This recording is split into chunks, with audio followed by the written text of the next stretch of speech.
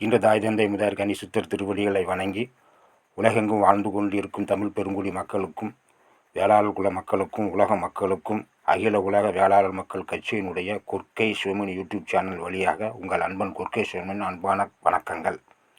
உலக வரலாற்றில் கொற்கை துறைமுகம் அழிந்துவிட்டது, கொற்கை துறைமுகம் இருக்கவில்லை என்று பதிவு செய்யப்பட்டிருக்கிறது. ஆனால் அது உண்மையில்லை. உண்மையில் கொற்கை துறைமுகம் தற்பொழுது குலசேகரப்பட்டினம் என்ற பெயரில் குலசை கடற்கரையாக இருக்கின்றது. இதற்கு சான்று பெர்புளூஸ் என்ற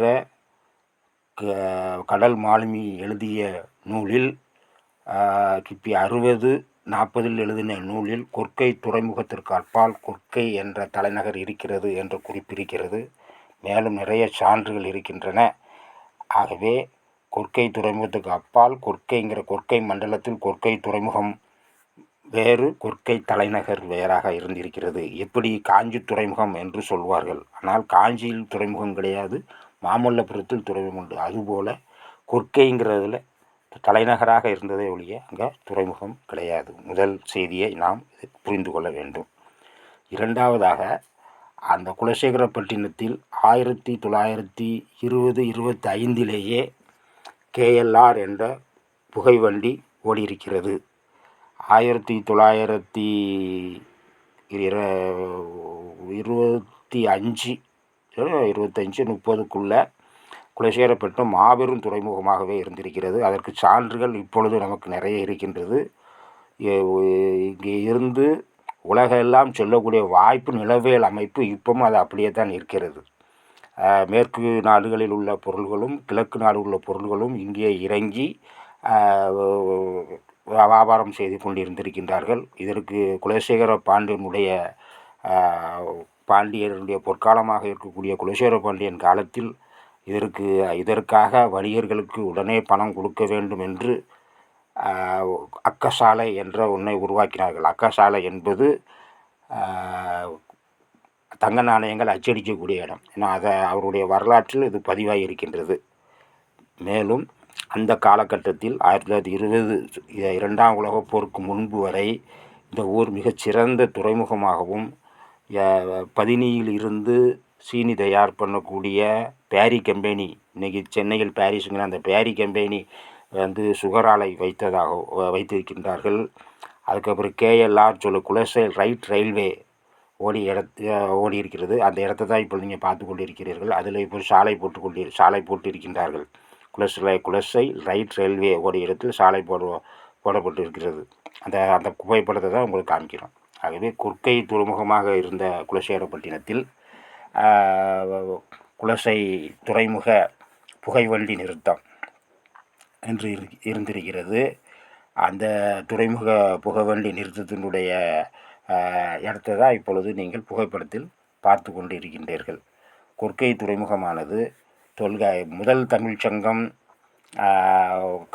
முதல் தமிழ்ச்சங்கம் குமரிக்கண்டம் கடல் மூழ்கிய பின்பு 2ஆம் தமிழ்ச்சங்கம் அந்த கபாலபுரத்தின் கடற்கோளில் எஞ்சிய 7வது கலைநகரமாக இருந்தது குலசேகரப்பட்டினம் என்ற வரலாற்று குறிப்பு இருக்கிறது. இது தொல்காப்பியர் ஏடு வந்த துறையாகவும் குறிப்பிடப்பட்டு கொண்டு இருக்கிறது. கொற்கை துறைமுகமும் அலைவாய் துறைமுகமாகவும் திந்துச்செம்மொழி நாவிற்கு தோற்றுவித்த மக்கள் வாழ்ந்த பகுதியாகவும், தமிழ் தேவார சத்தாய் காரைக்கால் அம்மையார்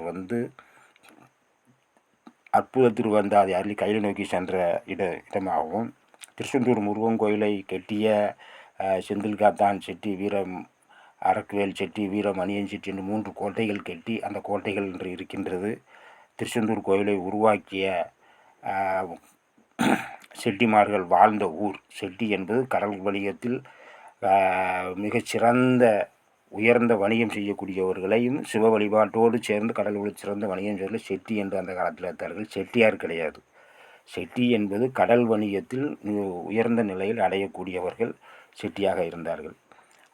அந்த செட்டி அதிகமாக வாழ்ந்த பகுதியாக இருக்கக்கூடிய அவர் கோட்டை கட்டிய அந்த கோட்டைகள்லாம் இன்றும் இருக்கின்றது. ஆகவே குலசையில் குலசேகரப்பட்டினம் என்று தற்பொழுது பெயர் பெற்று கொண்டிருக்கிறது. இது வரலாற்று இலக்கியத்தில் தற்பொழுதுள்ள இலக்கியத்தில் தமிழ் குலசை என்றே இது அழைக்கப்படுகிறது. இங்கு மிக தமிழ் அறிஞர்களும் சைவத்தை போற்றிய பெரிய ஞானிகளும் அறிஞர்களும் இங்கே தோன்றியிருக்கின்றார்கள். இது வரலாற்றில் புகழ்பெற்ற ஊராகவும் இது இருக்கின்றது.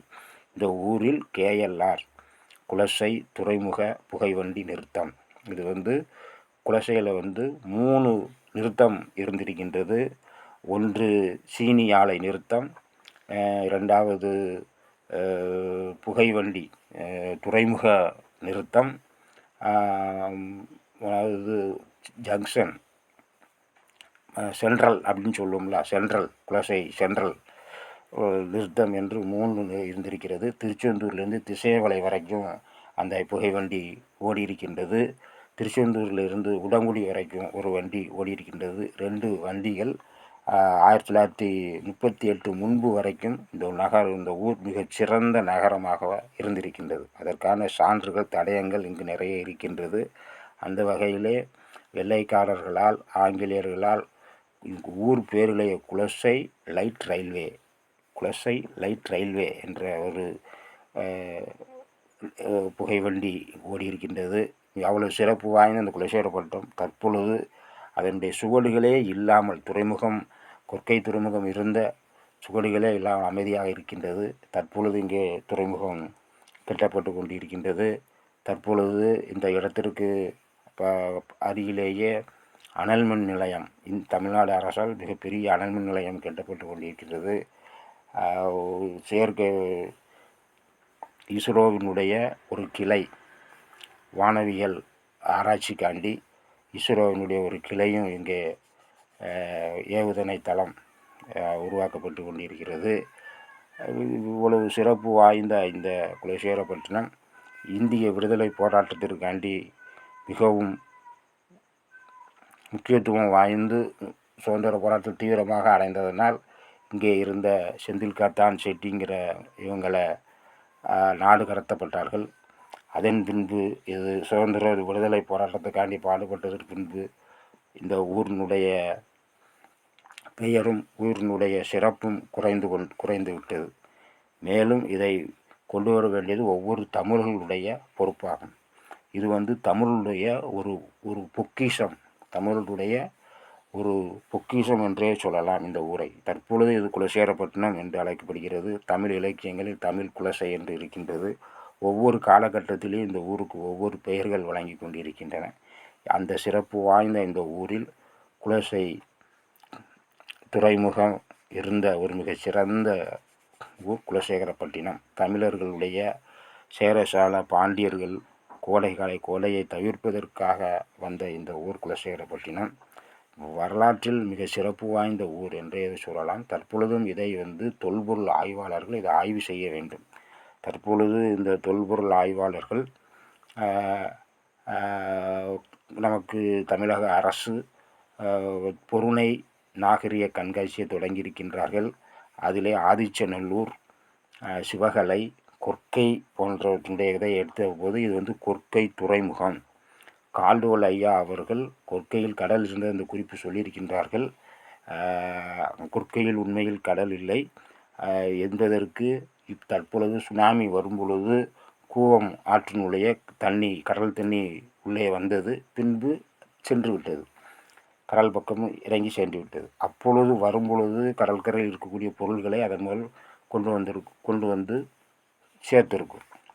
பின்பு அது பின்பு இறங்கி விட்டது. அதுபோல் மிக பெரிய அழிவு, 7வது துறைமுகம் அழிவு வரும் பொழுது கடல் கொண்டு வந்து தட்டியிருக்கும் கடல் பொருட்களை. அதில் உள்ள சில பொருட்களை எடுத்துக்கொண்டு அங்கே கடல் இருந்தது என்று கூறுவது சரியான முறையாக இருக்காது. இதை ஆய்வு செய்யலாம். கடல்துறை ஆய்வாளர்களே இதை ஆய்வு செய்தால் நிரூபிக்கப்படும். ஏன்னா மிகப்பெரிய ஒரு பேரிடர்பாடு கடலில் வரும் பொழுது அது 35 கிலோமீட்டர் 40 கிலோமீட்டர் வரை கடல் இருந்து பின்பு அது வடியும் பொழுது பின்பு தன் கரையை நோக்கி வடிந்துவிடும். அப்பொழுது கொண்டு சேர்க்கப்பட்டது தான் இந்த சில சிப்பிகள்லாம் இங்கே வந்திருக்கு.